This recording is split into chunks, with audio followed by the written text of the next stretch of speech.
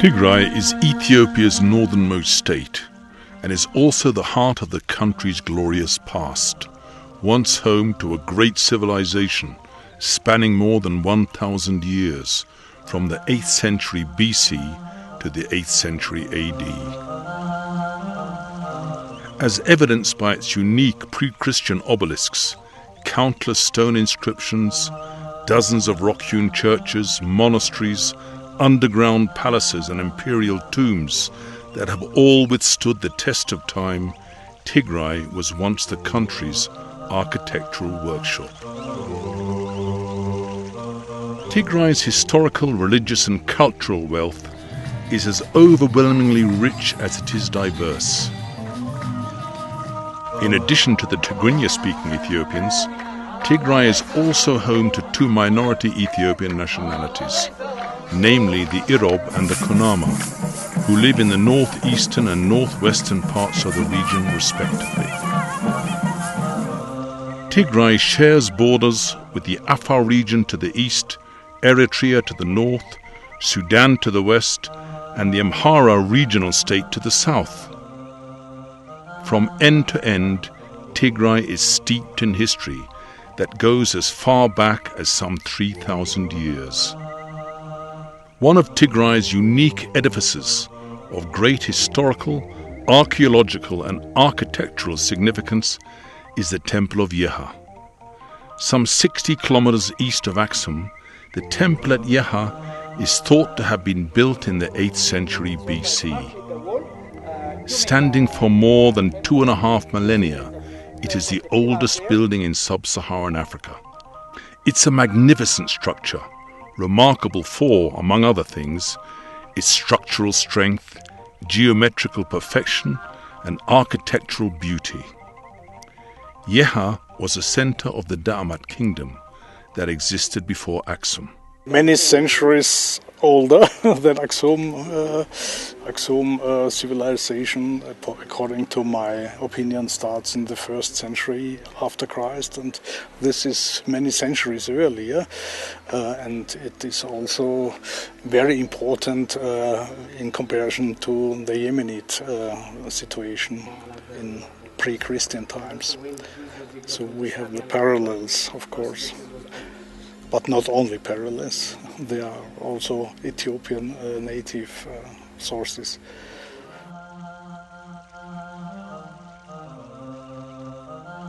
Aksum was the heart from which the pulse of this great civilization throbbed. Its ruined palaces, tombs, majestic monuments and inscriptions are attestations of its past glory. At one time it extended across the Red Sea to Yemen, and was reckoned by the 3rd century Persian historian Mani to be one of the 4 great powers of the ancient world, alongside Persia, China and Rome. What's impressed me the most? I think it is, again, when you're looking at the buildings there, the tombs, how all the granite blocks are so perfectly aligned, incredibly flat and angulated, perfect angles, 90-degree angles.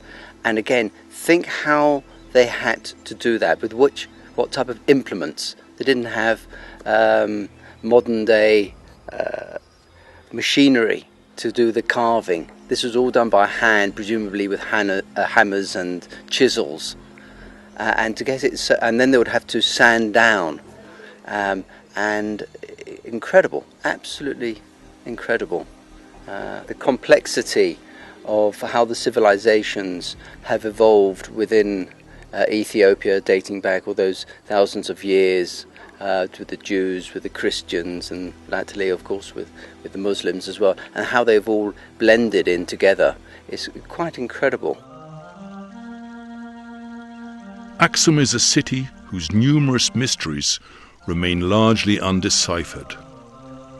One of its best secrets is the presence of the lost Ark of the original Covenant of God, which is believed to contain the stone tablets on which God inscribed the 10 Commandments. The Ark was brought from Jerusalem to Aksum after the visit to the holy city by Menelik I, the son of King Solomon and Queen Sheba. Ever since then, this holy object has been safely kept here within the compound of Mariam Zion Church.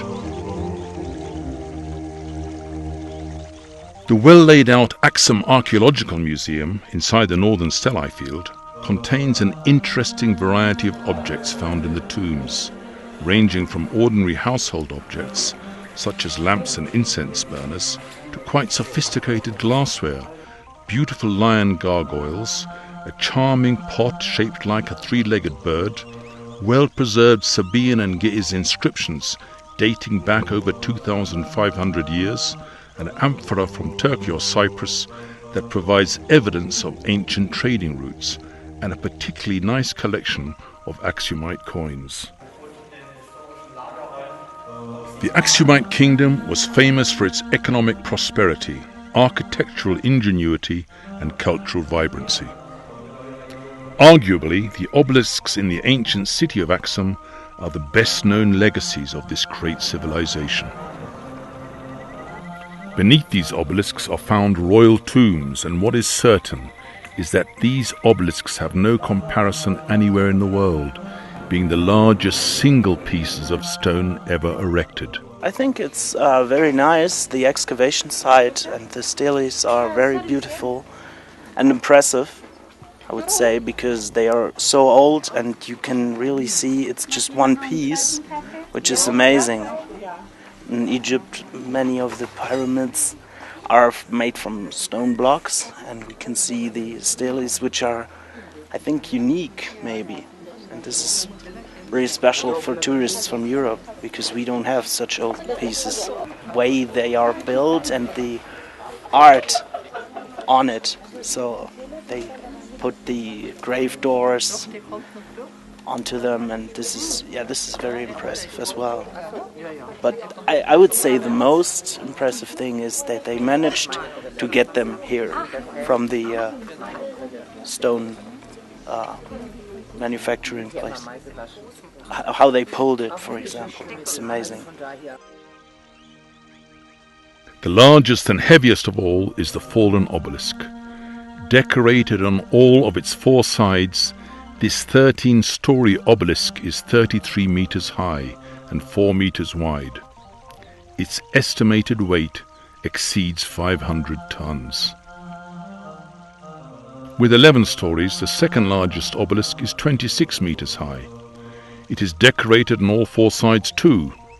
Looted by fascist Italy in 1937, it was taken to Rome in 3 pieces.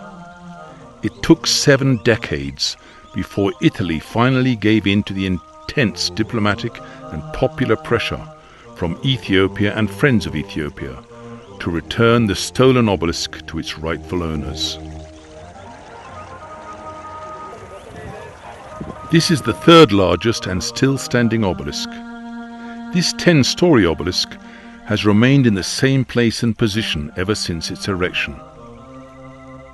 These unique and magnificent obelisks symbolize Axum's technological superiority. Even today, it is still not understood how these massive monolithic edifices were quarried, transported more than 4 kilometers and erected.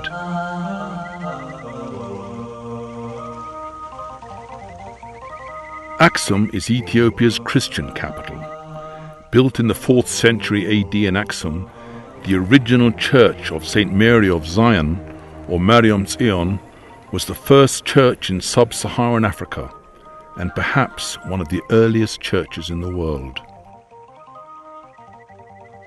The city of Axum serves as a base for visiting a number of historical and religious sites, including those in and around Yeha and Adwa. Of course, Axum is very important because it's the cradle of Christianity, so it has an historical importance, I think. For that reason, it's important to start from here, I think.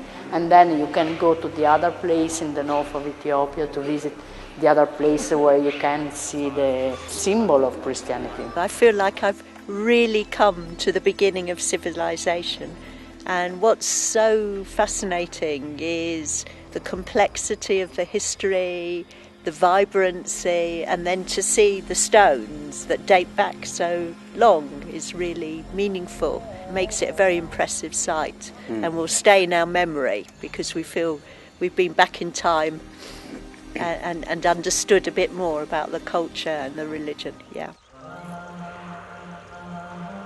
Very close to Yaha, the site of the Battle of the Adwa can easily be visited on foot.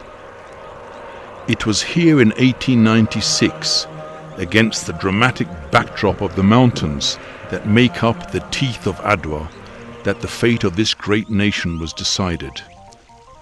Here the ill-equipped and ill-trained Ethiopian militias, drawn from all over the country, delivered a stunning rebuff to the colonial ambitions of Italy and triumphed over an invading modern Western army. Today, Adwa remains a symbol of resistance that preserved the independence of this ancient country. A milestone in African history, the victory of Adwa also inspired black peoples around the world and all those then suffering under the yoke of colonialism to stand up and fight for their freedom. Dedicated to one of the 9 saints, the Church of Abba Garima has both religious and historical significance. The illustrated 6th century Gospel, the only one of its kind, is one of the notable treasures of the church. Less than 5 kilometers southeast of the site of the Battle of Adwa, the church has gained additional significance for being the burial place of Ras Alula Abu Nega, the famous Ethiopian military commander who defeated the invading Italian army.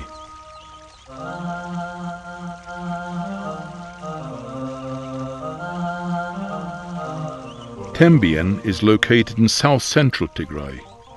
With its range of mountains, deep gorges and flowing river, Tembien provides many examples of the striking natural beauty for which Tigray is rightly proud. It also houses the region's only hydropower dam on the Tekeze River, one of the tributaries of the Nile and the man-made lake upstream. The Mekele Abiy Adwa Road takes the traveller through a very scenic terrain. One could take a short detour from the road to visit some of the rock-hewn churches in the area. Abba Yohane is perhaps the most famous rock-hewn church of the area. This rock-hewn church is believed to have been built in the 14th century. Climbing halfway to the 150-meter-high sharp rocky cliff, the monastery has a man-made tunnel, the only entrance to the church. The church has 14 columns, of which 7 are freestanding, with spectacular cruciform. Cross carvings and other decorations embellish the domes, cupolas, and arches of the church. Gabriel Wuken is one of the notable ancient churches in Tembien, 16 kilometers from Abiadi on the road to Adwa. Built in the 15th century by Saint Abuna Daniel, it has features of modern architectural styles. The church houses a variety of relics, such as a gold cross, golden threaded cloth, a gold-plated cross donated by Emperor Johannes IV, and antique curtains. In eastern Tigray, the Desa forest, a lush green forest near Atsbi, is a reminder of the fact that most of the highlands of the region were once covered with dense forests.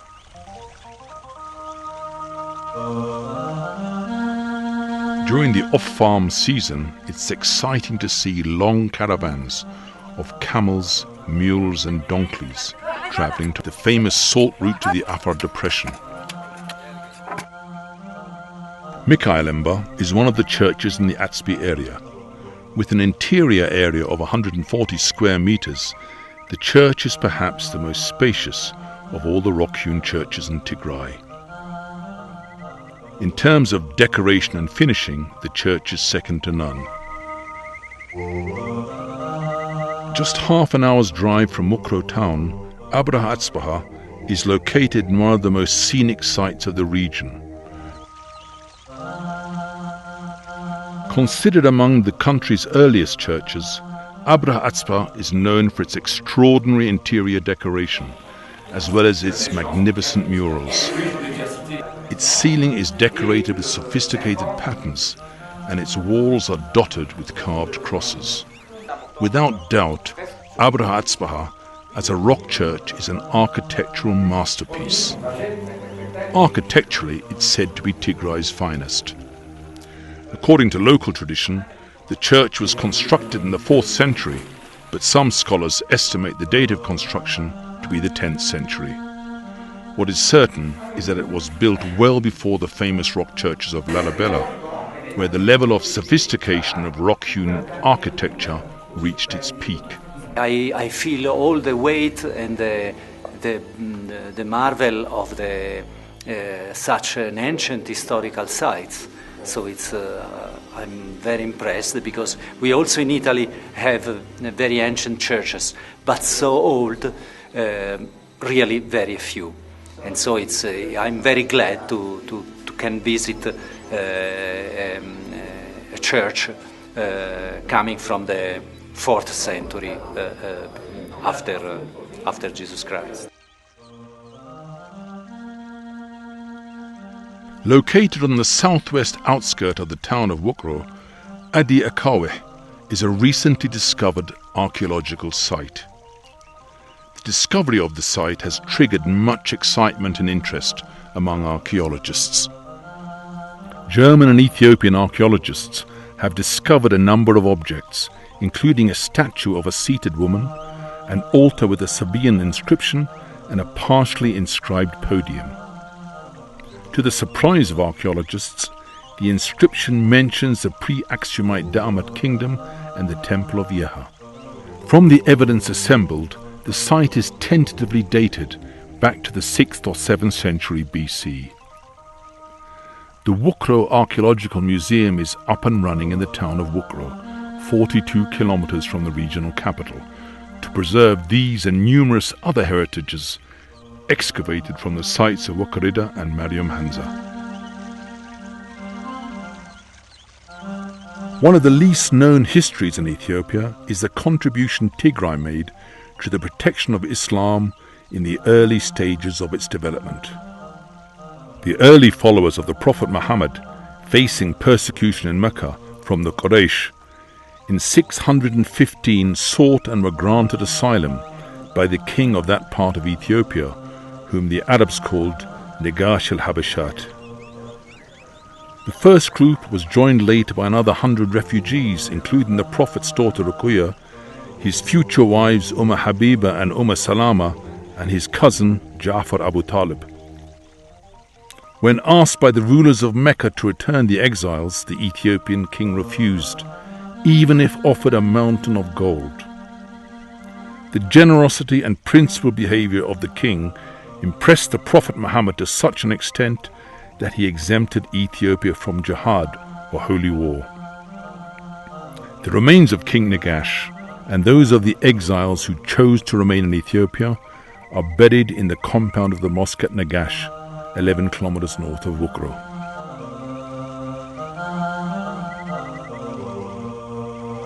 Located to the north of Wukro, Medhane Alamadik Esho is one of the rock churches at Saada Amba.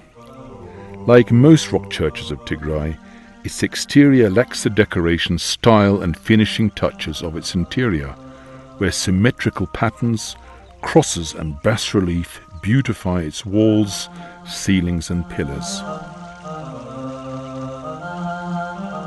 Tigray is home to more than 120 rock-hewn churches.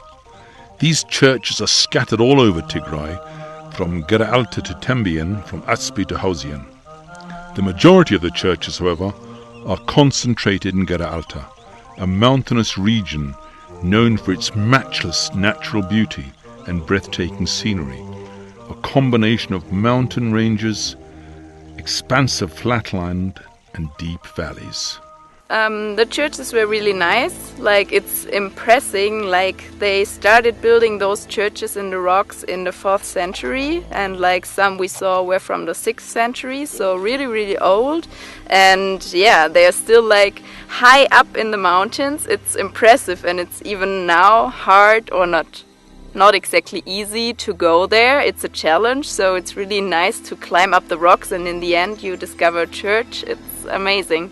And you also are awarded with a great view of all the landscape. It's really nice. Well, it's old churches and very nice paintings inside, but the most beautiful actually is the landscape, I think, and the way to get to the church. The walking there, the climbing in the rocks, the view you get as a reward for all the climbing. Actually, that's what I like most. Among the most famous churches of the Geralta cluster are Debre Zion, Abuna Abraham, and Abuna Yamata Guh. These two churches have several common characteristics, especially the long-kept and well-preserved murals showing biblical figures. Debre Zion is thought to date from the 4th century and features the tallest rock pillars of all the churches in the area, and is known for its fascinating wall paintings. Debre Zion is one of the largest rock-hewn churches in the Geralta cluster, but what fascinates most visitors is its wall paintings and the ceremonial panel on which the figures of saints are painted. In terms of its location, perhaps Guh is the most difficult to access. Carved out of a perpendicular cliff, the church can only be accessed by using the natural hand grips and footholds. The magnificent paintings on the walls and the ceilings of the church, depicting the apostles, have not lost their luster. The church is really marvelous, fantastic. I've never seen things like this, and I don't understand how they make a church in this height and in this mountain. There are very nice paintings, Christian paintings, so I like it very much. It's amazing for me. The mountains of Irob mark the eastern escarpment of the Ethiopian highlands. These imposing mountains range in elevation from about 150 meters to 3,250 meters above sea level. One of the captivating landmarks in Irob district is the monastery of Gunda Gundo. Located in the bottom of a valley, between a sheer-sided cliff in the west and an escarpment that drops towards the Afar Depression in the east, it houses Mariam Gunda Gundo Debre Gerizan, a church dedicated to Saint Mary. The monastery also served as a refuge for Dakika Estefanos, followers of an Ethiopian saint whose movement was persecuted in the 15th century. Built in the 6th century by King Gabra Meskel, Debre Damo is the country's most famous monastery. Best known for its Christian scholarship, remote location, and its rich collection of ecclesiastical treasures, the site of Debre Damo stands out as a site of totally genuine, authentic monastic life. Isolated from the world and surrounded by sheer cliffs, the monastery is situated on a very high plateau. The church can only be accessed by this 15-meter plaited rope, which is hanging down from the top of the cliff. About 300 monks and students live here in these stone and mud dwellings, or hidmos, a common style of construction in rural Tigray. At the western end of the region is Kafta Shararo National Park, in the districts of Kafta Homro and Tahti Adiabo. Rich with varieties of flora and fauna, it has 167 mammal, 95 bird and 9 reptile species. Notable among these are about 100 heads of transboundary African elephant, which the park shares with Eritrea's Gash Setit. Located at the edge of the canyon of the Tekeze River, 42 kilometers southwest of Shire town, along the Shire-Gonda Road, The monastery of Debre Abai dates from the 14th century. The monastery is a center of excellence for the Ethiopian Orthodox Church liturgy, or Kedase, and attracts students from all over the country. Debre Abai Monastery also has an abundance of heritages, such as gold crosses, a gold chalice, a golden embossed gospel, and assorted antique crowns and books donated by various Ethiopian emperors. Eyesus Hintsa in southern Tigray is one of the tourist attractions of historic and religious significance. This monolithic rock-hewn church is found after a 30-minute trek to the left of Gidjet village, 61 kilometers from Mekelle. It has 2 short doors and 5 windows, mimicking Aksumite architectural style. The interior has an attractive architectural design. It is believed to have been built by Abuna Abraham at the end of the 14th or beginning of the 15th centuries. Raya and Azabo is known for its spectacular chains of mountains overlooking fertile lowlands. These natural features have witnessed many landmark episodes in the making of the nation's history. Maijo, the main town of the area, was one of the centers of resistance to the Italian invaders.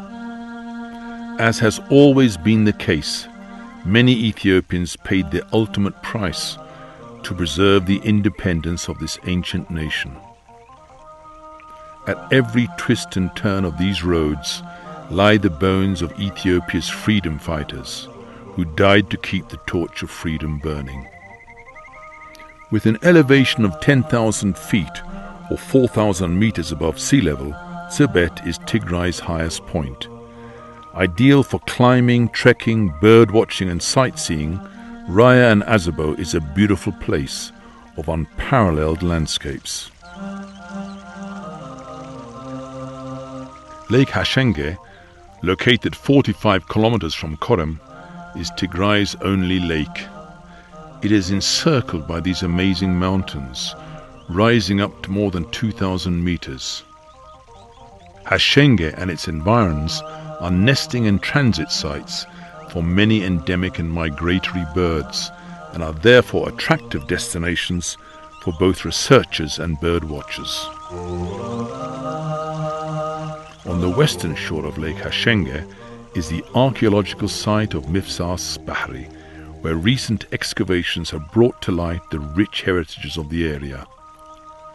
The site contains the ruin of a substantial building constructed of bright red dressed ashlar or dressed stone, which may date back to as early as the late phases of the Aksumite period, which has led many to believe that it might have been the southernmost Aksumite site. 145 kilometers on the southerly route from the regional capital is found the dense forest of Hugumbrada. Extending over 22,000 hectares of land, the Hugumbrada forest is home to various wild animals including leopards, and is a nesting place for unique lakeside migratory birds. Gratkasu Mountain, with its meandering road and the Hola Ring waterfall, affords stunning views. Known for their romantic and generous lifestyle, the people of Raya and Azabo are proud of their rich cultural heritage, notably their heartwarming music. Mekelle is the oldest of all the capitals of Ethiopia's present-day regional states. Local scholars trace Mekelle's founding to the 13th century. It was the country's capital during the reign of Emperor Johannes IV in the 19th century, and his palace still dominates the city today. Grand in size, majestic in its architectural design, the palace is the city's main attraction. It also serves as the city's ethnographic museum, where one can see, among other things, the emperor's throne, royal beads, items of clothing and rifles. One could also visit the Hawelti Sama Etat or Martyrs Monument on the western side of the city, A war memorial, the Hawelti commemorates a 17-year struggle waged by the people of Tigray against the dictatorial military junta, or the Derg, that ruled the country with an iron fist. Dubbed as the Northern Star, Mekelle is not only northern Ethiopia's political, administrative, cultural and business capital, it is also one of the country's most beautiful cities. It is accessible by road and air from Addis Ababa. Its international airport has all the facilities and amenities to accommodate the latest modern aircraft. Tigray is also rich in intangible cultural heritages, including the popular outdoor festivals of Ashenda, Meskel and Epiphany or Timkat. The traditional festival of Ashenda is a week-long carnival-like festival for girls, towards the clothing of the Ethiopian calendar year, celebrated in many parts of Tigray. In Aksum it is known by another name, Ainewerhi. The festival, which symbolizes female beauty and emancipation, is celebrated with music and colorful dance performances. Efforts are now underway to inscribe Ashenda in UNESCO's list of intangible world heritages. This is followed by UNESCO-inscribed Meskel, a national festival celebrating the finding of the true cross by the Byzantine Empress Eleni. Meskel, symbolized by the burning of a big bonfire and accompanied by Hoya Hoye, a youth festival, has great cultural significance and is a major tourist attraction. To glorify the centrality of the cross in the celebrations, a 52-meter high and 29-meter wide giant metal cross was erected recently at the historical place of Choma Hilltop in Tigray's capital Mekelle. The cross is the highest in Africa and one of the tallest in the world. Another significant cross, which is 22 meters high and 12 meters wide, was also erected previously in Adigrat, at Gandeero Hill. For nearly 2 millennia every year, the people of this region celebrated the festival of Epiphany or Timkat, which falls on January 19. This colorful festival is held in commemoration of Jesus Christ's baptism in the River Jordan. These landmark sites are new inclusions to the treasure trove of Tigray's rich heritage. In short, there are a million reasons to visit Tigray. Complementing all of these is its reliable security, its relatively developed infrastructure and hotel facilities, and the unreserved hospitality of its people. We have come here for the history of your country and to see the people of your country, because it has been interesting for us coming from the United Kingdom, the completely different philosophy and culture, where everybody here is kind and thoughtful and hard-working people, and you manage to be friendly and cheerful. Very important. The history is interesting, the architecture is interesting, the rock churches are fascinating. There are so many different sites and places in your country for people to come from England and other countries. We have visited many countries in the world, but Ethiopia has been one of the most interesting.